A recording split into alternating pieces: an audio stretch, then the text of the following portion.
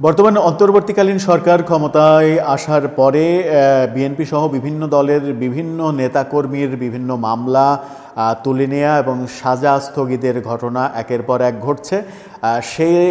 সেই ঘটনার ধারাবাহিকতায় এবার বিএনপির খুবই গুরুত্বপূর্ণ একজনের সাজা স্থগিত করে দেয়া হলো। কার সাজা স্থগিত করে দেয়া হলো, সেই সাজা স্থগিত করার ফলে কি হতে যাচ্ছে সেই আলোচনাই করব। দর্শক, এই ভিডিওতে থাকবেন পলিটিক্স টিভির নিয়মিত আয়োজনে।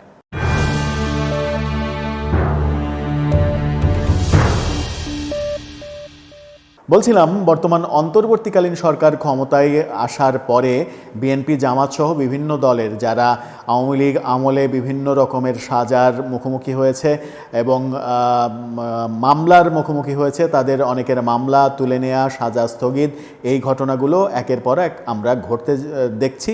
সেটা কখনো কখনো মঙ্গলজনক হতে পারে, কখনো কখনো অমঙ্গলজনকও হতে পারে, সেটা বিশদ ব্যাখ্যার ব্যাপার। এই ফাঁক গলিয়ে কেউ কেউ সন্ত্রাসীরা কেউ কেউ বেরিয়ে যাচ্ছেন, এমন অভিযোগও রয়েছে। তবে এবার বিএনপির খুবই গুরুত্বপূর্ণ একজনের, যদিও বিএনপির তিনি দলীয়ভাবে কোনো পদে নেই, কিন্তু বিএনপির জন্য খুবই গুরুত্বপূর্ণ, বিএনপির ভারপ্রাপ্ত চেয়ারম্যান তারেক রহমানের স্ত্রী জুবাইদা রহমানের সাজা স্থগিত করে প্রজ্ঞাপন জারি করা হয়েছে।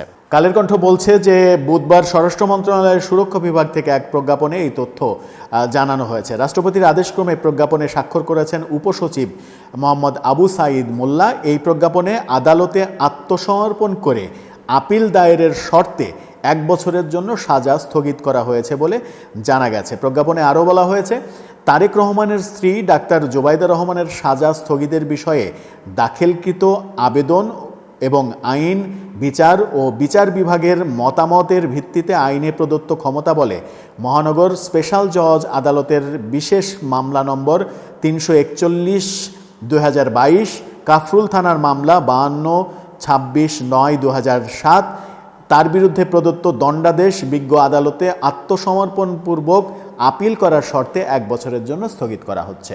অর্থাৎ তার সাজা 1 বছর স্থগিত করা হলো। এর মাঝে তিনি আদালতে আত্মসমর্পণ করে আপিল করবেন। আপিলে যে রায় হবে সেটা পরবর্তীতে আসল রায় হবে, তার আগ পর্যন্ত 1 বছরের জন্য এই সাজাটা মওকুফ করা হলো। গত বছরের 2রা আগস্ট জ্ঞাত আয় বহির্ভূত সম্পদ অর্জনের অভিযোগে বিএনপির ভারপ্রাপ্ত চেয়ারম্যান তারেক রহমানের 9 বছর এবং তার স্ত্রী জুবাইদা রহমানের 3 বছরের কারাদণ্ড দিয়েছিলেন আদালত।